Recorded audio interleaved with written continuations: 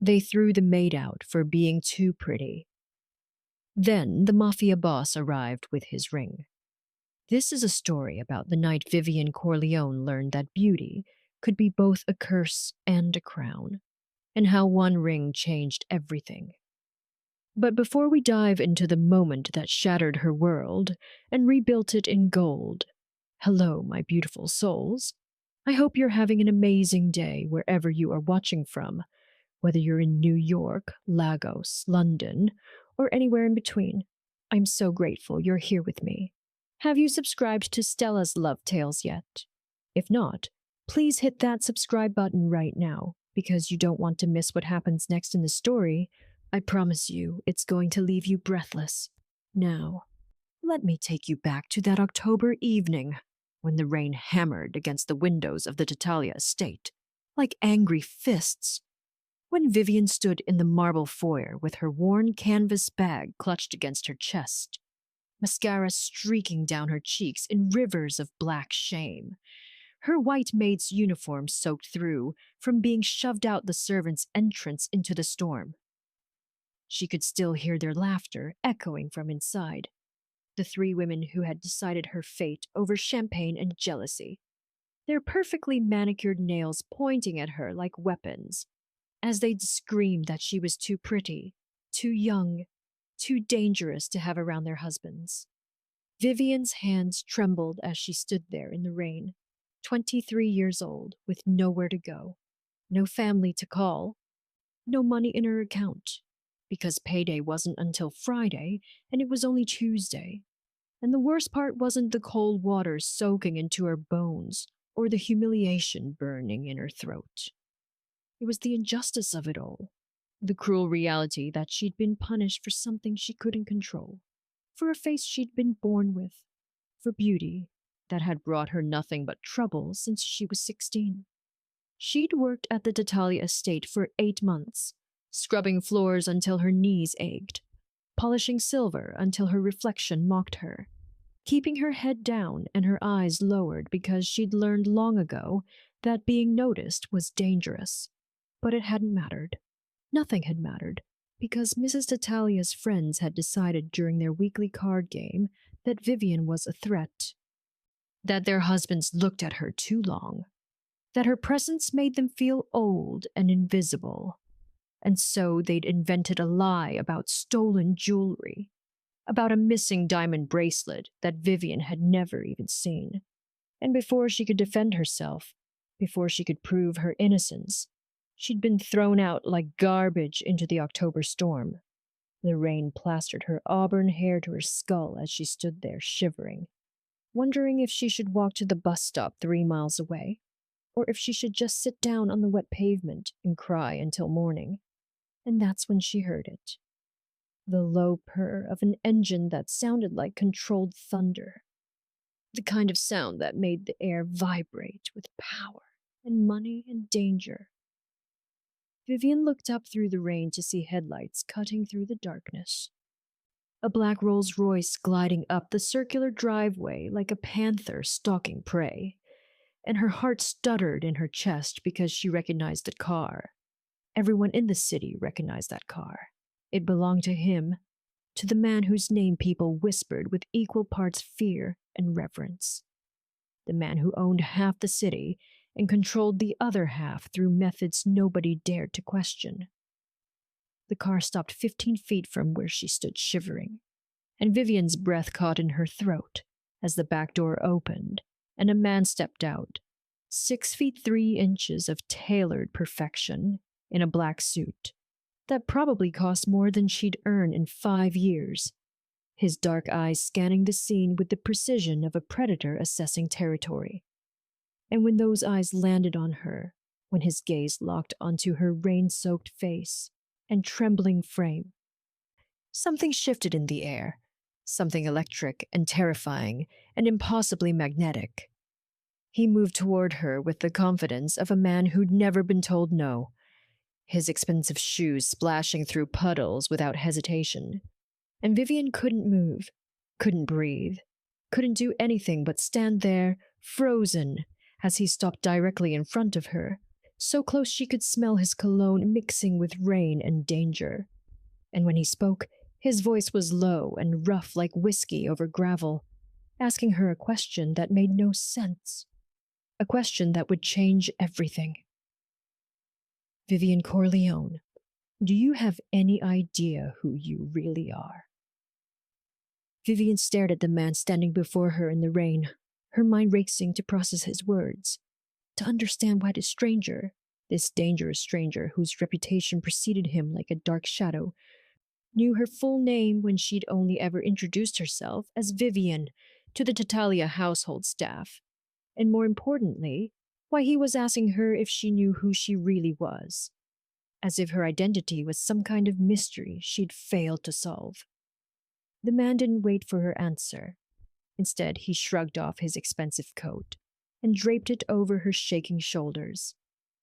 The fabric still warm from his body heat, smelling of cedar and something darker, something that made her pulse quicken despite her confusion and fear. And then he gestured toward the Rolls-Royce with a slight tilt of his head, a command disguised as an invitation. Get in the car, Vivian. We need to talk somewhere dry, somewhere the vultures inside that house can't see us, he said, and his voice carried an authority that made disobedience feel impossible. But Vivian had learned through years of surviving on her own that getting into cars with strange men, even powerful ones, even ones who somehow knew her full name, was a death sentence waiting to happen. She took a step back, clutching his coat tighter around her shoulders, her green eyes meeting his dark ones with a defiance that surprised even herself. And she said the words that had been building in her throat since he'd appeared like some avenging angel in the storm. I don't know who you are, or how you know my name, but I'm not getting in the car until you tell me what this is about. Because I've had enough of people making decisions for me today. Something flickered across his face, something that might have been respect, or amusement, or both. And he extended his hand toward her in a gesture that felt strangely formal given the circumstances, introducing himself as Dante Vercetti, and the name hit her like a physical blow, because everyone in the city knew that name, knew that the Vercetti family controlled everything from the docks to the downtown casinos, knew that crossing them was suicide, and helping them was only slightly less dangerous. Dante watched her reaction with those calculating eyes, and then he did something unexpected. He smiled, not the cold smile of a predator, but something warmer, something almost sad, and he told her that her father had been his father's most trusted friend, that Antonio Corleone had saved the old Don's life 25 years ago, that the two families had been bound by blood and honor, until the night her parents died in what the police had called a car accident. But what Dante's father had always known was murder. Vivian felt the world tilt beneath her feet because she'd been 5 years old when her parents died. 5 years old when she'd been shuffled into the foster care system, told she had no family, no inheritance, nothing but a dead name and a future of group homes and temporary families who never quite wanted to keep her. And now this man, this dangerous, beautiful man with eyes like midnight, was telling her that everything she'd believed about her past was a lie. If you're feeling the tension building, drop a comment below and tell me what you think Dante's really after. Because trust me, this story is about to get even more intense.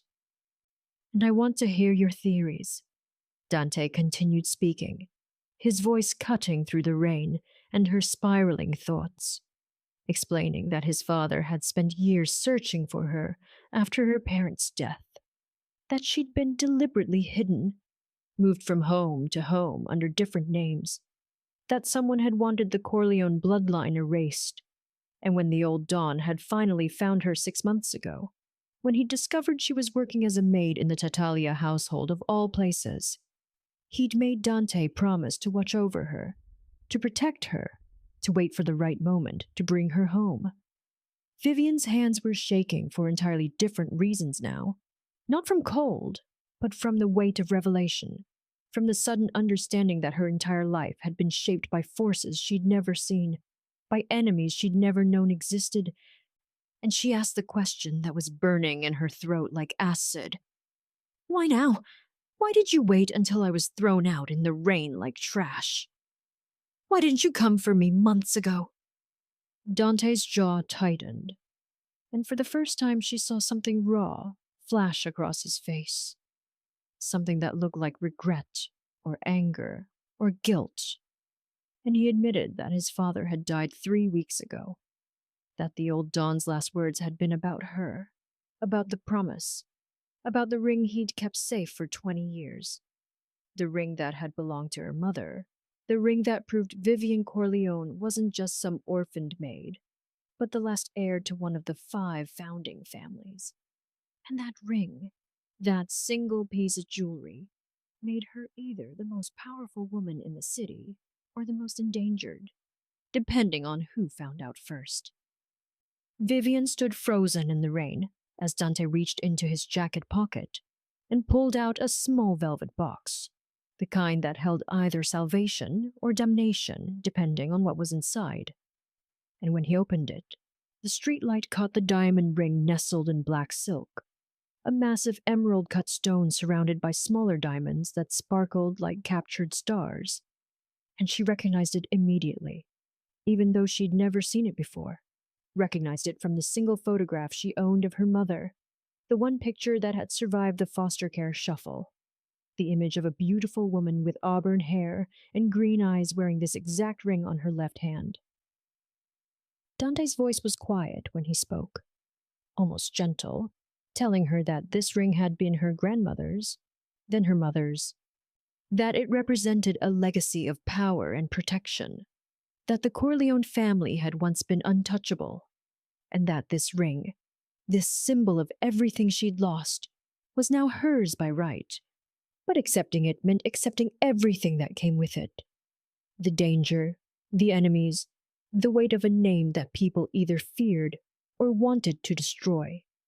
Vivian reached out with trembling fingers to touch the ring, and the moment her skin made contact with the cold metal, the front door of the Tattaglia estate burst open, and Mrs. Tattaglia herself came storming out, her face twisted with rage, and something else, something that looked like fear, and she was screaming at Dante, demanding to know what he was doing with the hilt, telling him that Vivian was a thief, that she'd stolen from them, that he shouldn't waste his time on trash like her.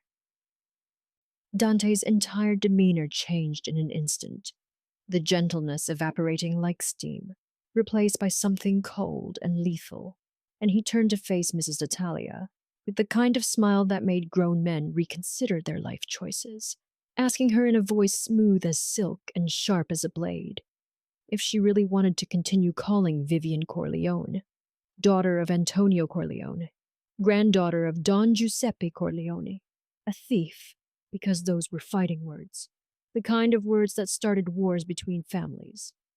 Mrs. Tattaglia's face went white as fresh snow, all the color draining from her carefully made-up features, and she stumbled backward as if Dante had physically struck her, her mouth opening and closing, like a fish gasping for air, because everyone knew what it meant to insult a Corleone.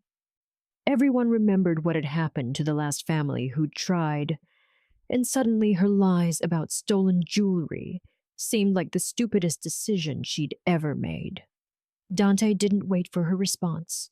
Instead, he turned back to Vivian and did something that made her heart stop completely.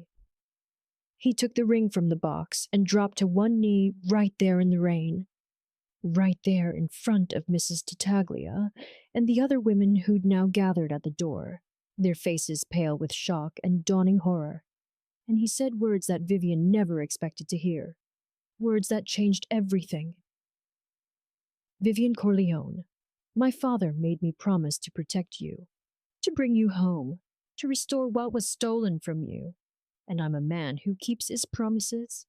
So I'm asking you now, in front of these witnesses, will you accept my protection? Will you accept this ring? Will you accept your place as the last Corleone and let me stand beside you as your husband? Because that's the only way I can truly keep you safe from everyone who wants you dead. The world seemed to stop spinning. The rain seemed to freeze in midair, and Vivian understood with crystal clarity that this wasn't a romantic proposal. This was a business transaction, a strategic alliance, a way for Dante to fulfill his promise to his dying father, while also gaining the legitimacy that came with marrying into one of the founding families. But it was also her only chance at survival, her only path to reclaiming the life that had been stolen from her.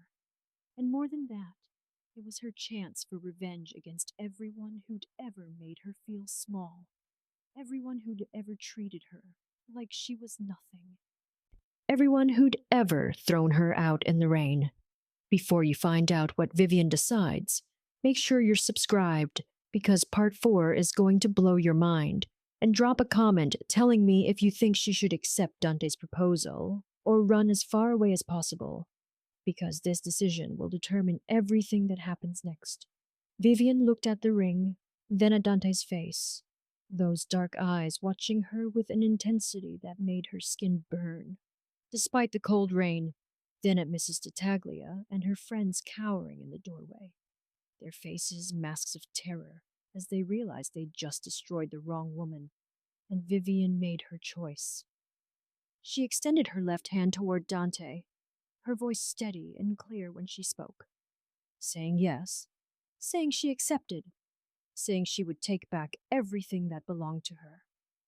And as Dante slid that ring onto her finger, as the weight of her family's legacy settled onto her hand like a crown, Vivian Corleone smiled for the first time in 8 months, and it wasn't a kind smile.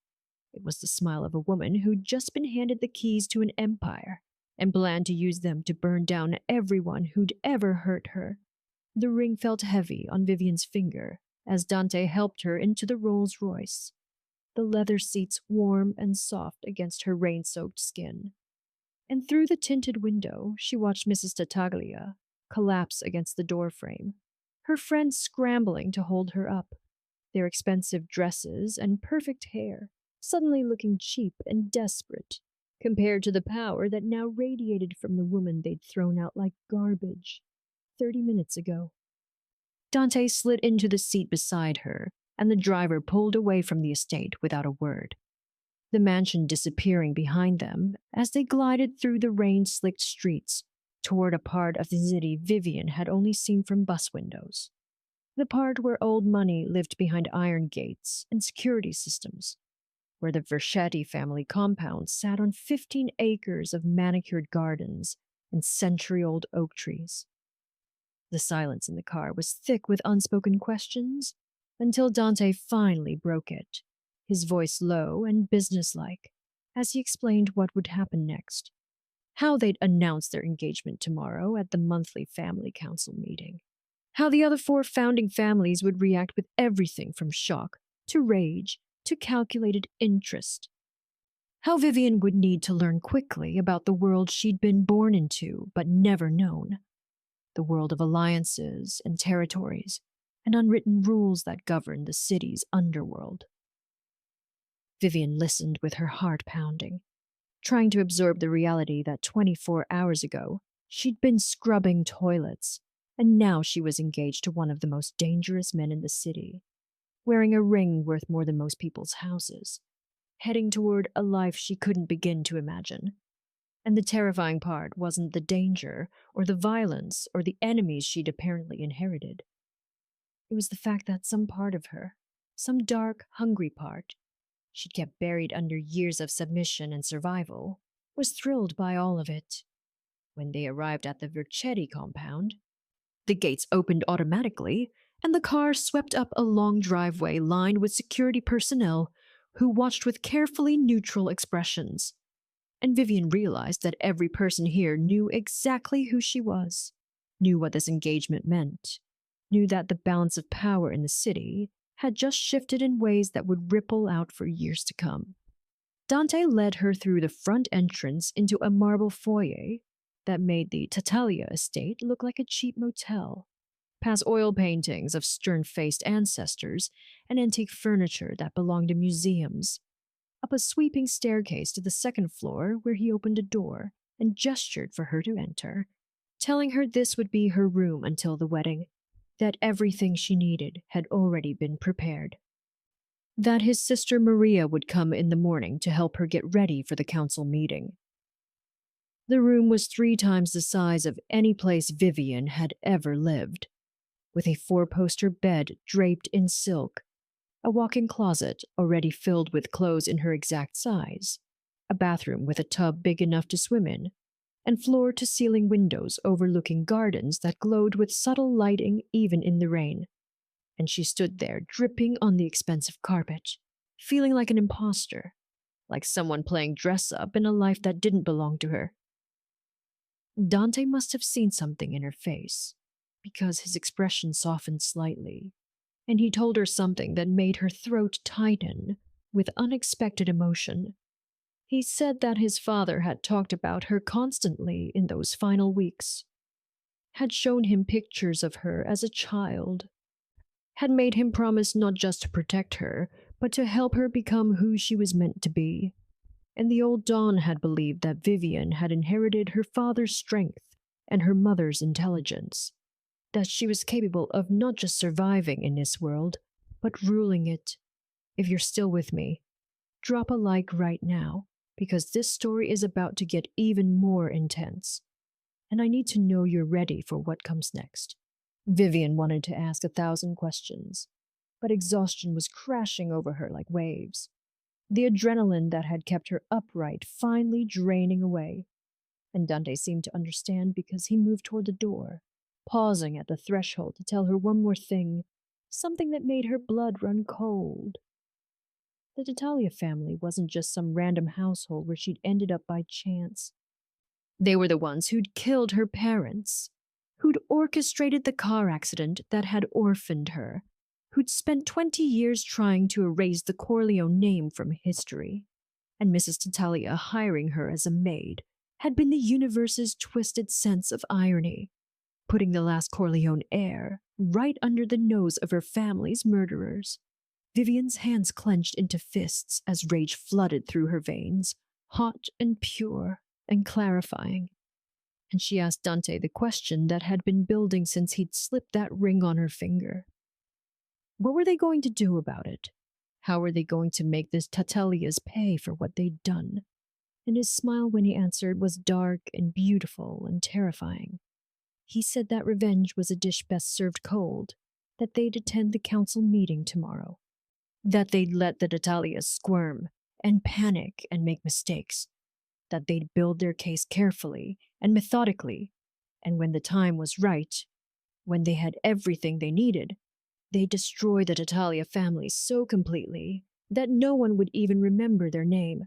Vivian barely slept that night, her mind spinning with the weight of her new reality.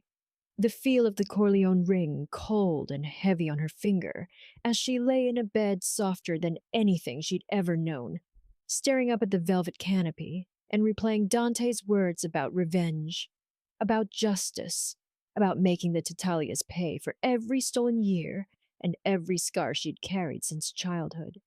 Dawn crept in through the curtains, painting the room in pale gold, and before she could gather her thoughts, there was a soft knock at the door, and Maria Vercetti stepped in, her presence commanding yet kind, a vision in black silk as she handed Vivian a cup of strong coffee and began laying out the day's plan in a brisk, no-nonsense tone that brooked no argument.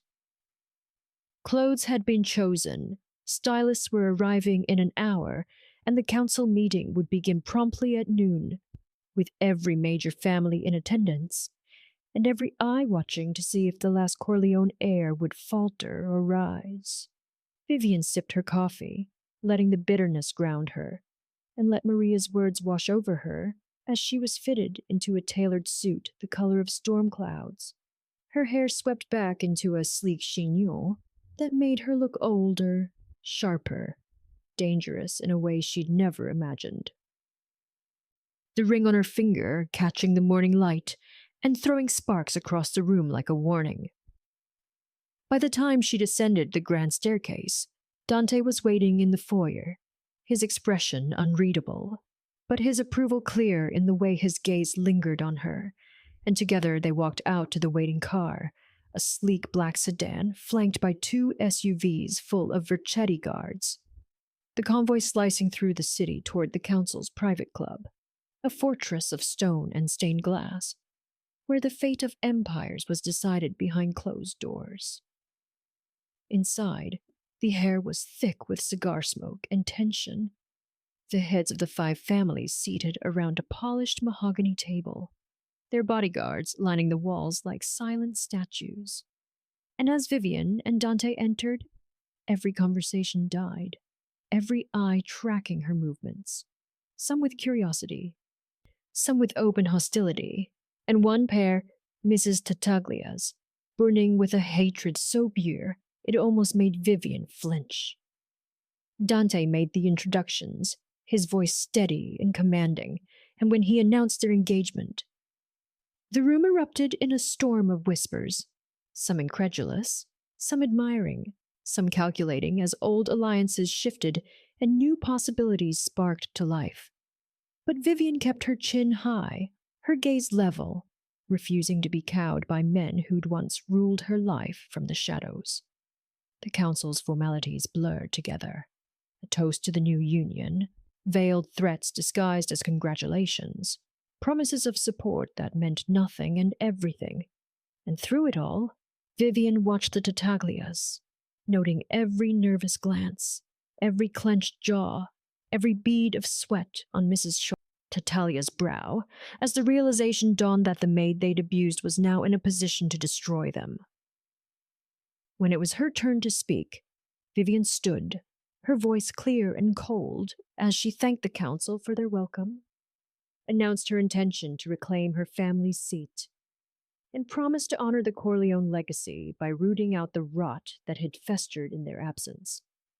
Her words landing like thunderbolts in the silent room, drawing nods from some and furious glares from others, but no one dared interrupt her, not with Dante at her side and the ring gleaming on her hand. After the meeting, as the families filed out and alliances were quietly renegotiated in the hallways, Dante pulled Vivian aside, his eyes alight with pride and something fiercer, telling her she'd just changed the game. That she'd made enemies but also earned respect, and that now the real work would begin, gathering evidence against the Tattaglias, building alliances with the families who'd suffered under their rule, and preparing for a final confrontation that would either restore the Corleone name or end it forever. As they drove back to the compound, the city passing by in a blur of rain and neon, Vivian stared out the window, her reflection staring back at her, no longer a maid or a victim, but a queen in exile, a woman with an empire to reclaim and a score to settle. And as the first messages started coming in, offers of support, veiled threats, invitations to secret meetings, she realized that she was no longer alone, that she had power, allies, and a purpose, and that the war for her family's legacy had truly begun. The alliance with the Romano family came 3 days after the council meeting, sealed with a handshake in a dimly lit restaurant, where the wine cost more than Vivian used to make in a month, and Giovanni Romano, silver-haired and sharp-eyed, told her that he'd respected her father, that the Corleones had always been fair in their dealings, and that he'd been waiting 20 years for someone to finally challenge the Tattaglia's stranglehold on the eastern territories. Vivian listened carefully, noting the way his sons flanked him like wolves, the way his words were measured and precise, revealing just enough to seem trustworthy while keeping his true intentions buried deep. And she wondered if this was how her father had navigated these waters, always calculating, always 3 moves ahead, always aware that today's ally could be tomorrow's assassin. The evidence against the Tattaglias was mounting in a locked safe in Dante's study, photographs of illegal shipments, recorded conversations about bribes and murders, Financial records that traced their empire back to blood money stolen from Corleone accounts. And every piece of it was building toward a case that would justify what came next. The reckoning that everyone in the underworld could feel approaching like a storm on the horizon. Vivian spent her days learning the family business, sitting in on meetings where territories were divided and disputes were settled, watching Dante command respect with nothing more than a raised eyebrow or a carefully chosen word. And at night she studied the files on the Tattaglias, memorizing faces and names and connections, preparing herself for the moment when she'd look Mrs. Tattaglia in the eye and tell her exactly who she was and what was coming. But on the seventh day, everything shattered when Maria burst into the study during a private meeting, her face pale and her hands shaking as she thrust her phone toward Dante, the screen showing a news alert that made Vivian's blood run cold. Giovanni Romano had been found dead in his car, 3 bullets to the chest, and his sons were already blaming the Vercetti family, claiming that Dante had orchestrated the hit to consolidate power and frame the Tattaglias. The accusation was absurd, transparent in its desperation, but it didn't matter because within hours the city was fracturing along old fault lines, families choosing sides, alliances crumbling, and suddenly the united front against the Tattaglias was gone, replaced by chaos and suspicion and the very real possibility of an all-out war that would consume everyone. Dante's rage was cold and controlled as he made calls, demanding meetings, trying to salvage what he could. But Vivian could see the calculation in his eyes, the way he was already adjusting his strategy, preparing for a fight on multiple fronts. And when he finally hung up and looked at her, she knew what he was going to say before the words left his mouth. Someone had betrayed them.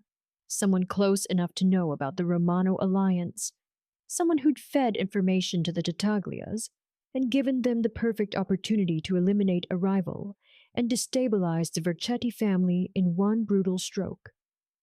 The list of suspects was short and terrifying, because it meant that someone in this house, someone who'd smiled at Vivian and called her family, was working for the people who'd murdered her parents. And as Dante began the grim work of investigating his own people, Vivian felt the walls closing in, the paranoia seeping into every interaction, every conversation, every moment of silence that could hide a traitor's thoughts.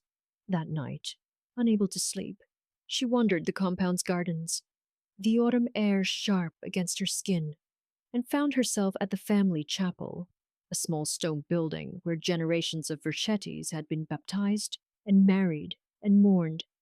And inside, kneeling before the altar, was Marco, Dante's cousin and most trusted lieutenant, his shoulders shaking with what looked like grief or guilt or both. Vivian watched from the doorway, her heart pounding, as Marco pulled out his phone and made a call, his voice low and urgent as he said words that made her stomach drop. "It's done. The Romano problem is handled. But she's getting too close. Dante's teaching her too much. We need to move up the timeline or we'll lose our chance." The betrayal hit her like a physical blow, stealing her breath because Marco had been kind to her, had helped train her, had seemed genuinely invested in her success. And now she understood that it had all been an act, that he'd been playing a longer game, waiting for the perfect moment to strike. And that moment was coming soon, maybe tonight, maybe tomorrow, but soon. Vivian backed away silently, her mind racing through options, knowing she had to tell Dante, but also knowing that Marco would be watching, that any unusual behavior could trigger the attack early. And as she slipped back into the house through a side entrance, she realized that this was the test, the moment that would define whether she was truly her father's daughter or just a girl playing at power. And the choice she made in the next few hours would determine not just her fate, but the fate of everyone she'd come to care about in this dangerous, beautiful, terrifying new world. Vivian's hands were steady as she slipped into Dante's private office at 2 in the morning, finding him exactly where she knew he'd be, hunched over surveillance footage and financial records, his tie loosened and exhaustion carved into every line of his face. And when she closed the door behind her and locked it, he looked up with concern that shifted to alarm when he saw her expression. She told him everything in a whisper. Every word Marco had said in the chapel, every detail of the phone call, and watched as Dante's face transformed from disbelief to fury to something colder and more dangerous. A calculation that made her understand why men feared him, why entire families bent to his will. And when he finally spoke, his voice was granite. "How long have you known?" She explained that she'd just discovered it an hour ago, that she'd spent that time making sure Marco hadn't seen her, hadn't suspected anything. And Dante nodded slowly, his mind already working through scenarios, contingencies, the brutal mathematics of survival in a world where trust was the rarest and most valuable currency. They spent the next 3 hours planning in hushed tones, reviewing Marco's movements over the past weeks, identifying his co-conspirators, 2 guards, and a financial advisor, all bought by Tattaglia money, and crafting a counter-trap that would expose the betrayal while protecting the family from the chaos that would follow. But even as they worked, Vivian could see the pain in Dante's eyes, the weight of having his own blood turned against him, and she understood that this wound would never fully heal. Dawn was breaking when Marco made his move, entering the compound with his conspirators, weapons hidden beneath their coats, heading toward Dante's quarters with murder in their hearts. But they walked straight into an ambush because Dante had relocated hours earlier, and now the loyal guards surrounded them, guns drawn, and Marco's face went white as he realized he'd been outplayed. The confrontation in the main hall was brutal and swift. Marco trying to justify his betrayal with talk of Dante's recklessness, of how the alliance with Vivian endangered the family, of how the Tattaglias had promised him leadership if he delivered Dante's head, but his words rang hollow against the evidence Vivian presented. Recordings of his phone calls, photographs of his secret meetings, bank transfers that traced blood money back to his accounts. Dante's judgment was final and merciless. Exile, stripped of name and protection, sent into the world with nothing but the clothes on his back and a warning that if he ever returned, death would be swift and certain. And as Marco was dragged away, screaming threats and curses, Vivian felt no satisfaction, only a hollow ache at how quickly loyalty could rot, how easily love could turn to hate. But the damage was done because Marco's attempted coup had been the signal the Tattaglias were waiting for. And within hours the city erupted into violence, Tattaglia soldiers hitting Vercetti businesses, burning warehouses, executing associates in broad daylight. And suddenly the careful plans for a controlled takedown dissolved into chaos as Dante was forced to respond with equal brutality, matching fire with fire, blood with blood. The Romano family, leaderless and angry, threw their support behind the Tattaglias, and 2 other families followed suit, sensing weakness, smelling blood in the water. And suddenly the Vercettis were outnumbered 3-1, fighting a war on multiple fronts with resources stretched thin and allies melting away like snow in spring. Vivian watched from the compound as the empire Dante had built began to crumble, as loyal soldiers came back wounded or didn't come back at all, as the safe house locations were compromised one by one, as the financial accounts were frozen by corrupt officials on the Tattaglia payroll, and she understood with terrible clarity that they were losing, that her quest for revenge had brought destruction to the one family that had shown her kindness, that had given her a chance at something more than survival. The lowest point came on the 5th day of fighting, when Maria was caught in a crossfire during a supply run, a bullet grazing her shoulder, and though she survived, the message was clear. No one was safe, not even the women, not even the matriarch who'd held this family together through decades of war and peace. That night, Vivian found Dante on the rooftop, staring out at the burning city, his empire turning to ash before his eyes. And when she approached, he didn't turn, didn't acknowledge her presence, just spoke into the darkness. I should never have brought you into this, should never have made you a target, should have left you in that kitchen where at least you were invisible, at least you were safe.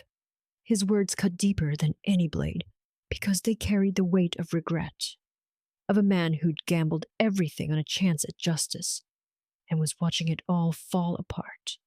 And Vivian realized that this was the moment, the absolute bottom, where hope died and despair took root, where the easiest choice would be to run, to disappear, to let the Tattaglias win and live whatever life she could scrape together in the shadows. But as she stood there beside him, watching the city burn, feeling the weight of the Corleone ring on her finger, and remembering her father's face, and her mother's laugh, and every moment of humiliation she'd endured in the Tattaglia household, something hardened inside her, a core of steel that refused to bend, and she knew with absolute certainty that she wasn't going to run, wasn't going to hide, wasn't going to let the people who'd murdered her family and destroyed her life walk away unpunished, even if it meant burning the whole world down to get to them. The plan came to Vivian in the darkest hour before dawn, a strategy so audacious and dangerous that when she laid it out for Dante in his war room, surrounded by maps and casualty reports and the wreckage of their crumbling empire, he stared at her for a full minute before a slow, dangerous smile spread across his face, the first genuine expression of hope she'd seen in days. Her idea was simple in concept, but brutal in execution. Stop fighting the Tattaglia's war and start fighting her own, because they'd been playing defense, reacting to attacks, bleeding resources trying to protect what they had. But Vivian understood something fundamental that Dante, for all his experience, had missed. The Tattaglias weren't afraid of the Vercetti family's strength. They were afraid of the Corleone ghost, afraid of what it meant that the daughter they'd tried to erase had returned with power and knowledge and an army at her back. So instead of hiding her identity, instead of working through Dante's name and reputation, Vivian proposed something radical, announced to the entire underworld exactly who she was. Claim her father's legacy publicly, and challenge Mrs. Tattaglia to a sit-down, a formal meeting under the old rules where grievances were aired and blood debts were settled, because the one thing the Tattaglias couldn't do was refuse without looking weak, without admitting that they'd murdered the Corleones in cold blood and stolen everything they had. Dante's lieutenants thought she was insane, argued that revealing herself would make her an even bigger target, that the Tattaglias would just kill her the moment she walked into that meeting. But Vivian had planned for that too, because the sit-down wouldn't be private. It would be witnessed by every major family in the city, broadcast on encrypted channels to every soldier and associate, a public trial where Mrs. Tattaglia would have to answer for her crimes in front of the people whose respect and fear kept her in power. The preparation took 3 days of frantic work, Dante calling in every favor he had left, reaching out to neutral families and promising them pieces of Tattaglia territory if they'd stand as witnesses, while Vivian compiled the evidence into an airtight case. Financial records showing how the Tattaglias had embezzled from Corleone accounts, testimony from the lawyer who'd helped forge the adoption papers, photographs of the warehouse where her parents had been murdered with forensic analysis proving Tattaglia weapons had been used, and most damning of all, a recording from a dying Romano soldier who confessed that he'd been part of the hit squad, that Mrs. Tattaglia herself had given the order, that the Corleones had been killed not for betrayal or weakness, but simply because they'd refused to hand over their territories and bend the knee. As word of the sit-down spread through the underworld, the violence began to slow, families pulling back to watch and wait, because everyone understood that this meeting would reshape the power structure of the entire city, that whoever walked out of that room would control not just territories and money, but the narrative, the story that would be told for generations about honor and justice, and the price of betrayal. Vivian spent the night before the meeting in the family chapel, not praying, but remembering, letting herself feel the full weight of her parents' loss for the first time since she'd learned the truth, crying silently in the darkness for the childhood that had been stolen, for the years she'd spent as a servant in her enemy's house, for the girl she'd been who'd believed that hard work and kindness would be enough to earn love and belonging. When dawn came, she dressed in a black suit tailored to perfection, her father's Corleone ring gleaming on her finger, her mother's locket hidden beneath her shirt. And when she looked in the mirror, she saw not the broken kitchen girl, or even Dante's protege, but something new and terrifying, a woman who'd walked through fire and emerged as steel, who'd lost everything and built herself back stronger, who carried the weight of her family's legacy and the fury of their unavenged deaths in every step. Dante met her at the car, his own suit immaculate, his eyes carrying a mixture of pride and concern. And as they drove through the city, toward the neutral ground where the meeting would take place, an old restaurant that had hosted these gatherings for 50 years, he told her something that made her throat tight. "Your father would be proud, Vivian. Not because you're seeking revenge, but because you're doing it the right way, with honor and evidence, and the courage to face your enemies in the light, instead of striking from the shadows." The restaurant was packed when they arrived, every major family represented, soldiers lining the walls, the air thick with tension and anticipation. And at the head table sat Mrs. Tattaglia, her face a mask of contempt and barely concealed rage, flanked by her sons and her most trusted enforcers, all of them armed, all of them ready for this to go sideways. Vivian walked through that crowd with her head high, feeling every eye on her, hearing the whispers as people recognized the Corleone features in her face, the resemblance to her father that 20 years hadn't erased. And when she took her seat across from Mrs. Tattaglia, the woman who'd murdered her parents and enslaved her childhood, she smiled with all the warmth of a blade, leaned forward, and spoke the words that would start the reckoning. "Hello, Mrs. Tattaglia. I believe we have some family business to discuss." The silence in the restaurant was absolute, as Vivian laid out her evidence piece by piece, starting with the financial records that showed how the Tattaglias had systematically drained Corleone accounts in the months before the murder, moving to the testimony from the lawyer who'd been paid to forge adoption papers and erase her identity, then presenting the forensic analysis that proved Tattaglia weapons had killed her parents, and finally playing the recording from the dying Romano soldier, his voice raspy and filled with regret, as he confessed that Mrs. Tattaglia herself had given the order, that the hit had been planned for weeks, that the Corleones had been murdered not for any crime or betrayal, but simply because they'd refused to surrender their territories and bow to Tattaglia control. Mrs. Tattaglia's face remained a mask of contempt throughout the presentation, but Vivian could see the calculation behind her eyes, the way she was measuring the room, counting allies, assessing whether she could talk or fight or buy her way out of this. And when the evidence was finished, when every family boss in that room had heard the truth, Mrs. Tattaglia finally spoke, her voice dripping with venom. "A pretty story, little kitchen girl, but evidence can be fabricated, witnesses can be bought, and the word of a dying man means nothing when he's trying to save his own soul." The room erupted in murmurs, families arguing amongst themselves, and Vivian felt the moment slipping away, felt Mrs. Tattaglia's decades of influence and fear working to undermine the truth. But then Dante stood, his presence commanding instant silence, and he spoke words that changed everything. "Then let's settle this the old way.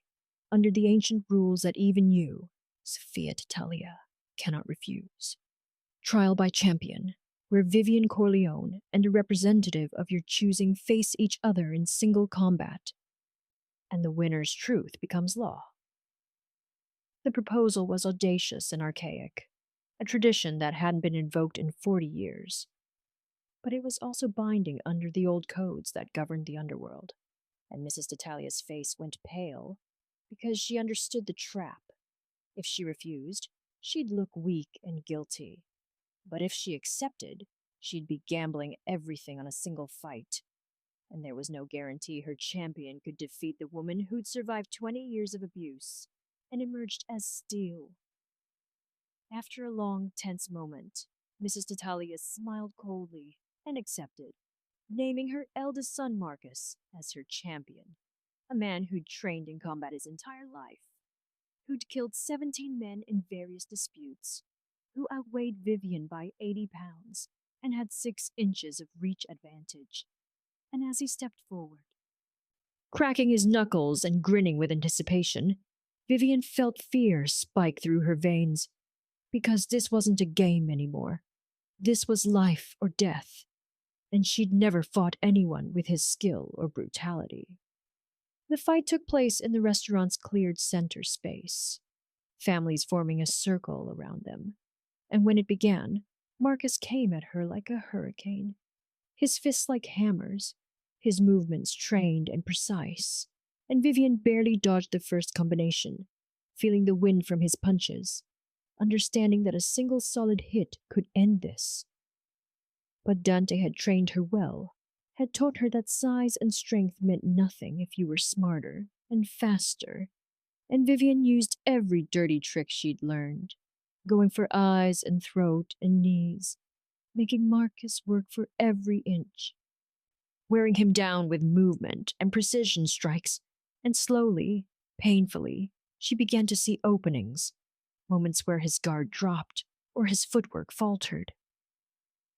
The turning point came when Marcus, frustrated and angry, overcommitted to a haymaker that would have taken her head off, but Vivian ducked under it and drove her elbow into his kidney with every ounce of strength she had, following up with a knee to his face as he doubled over.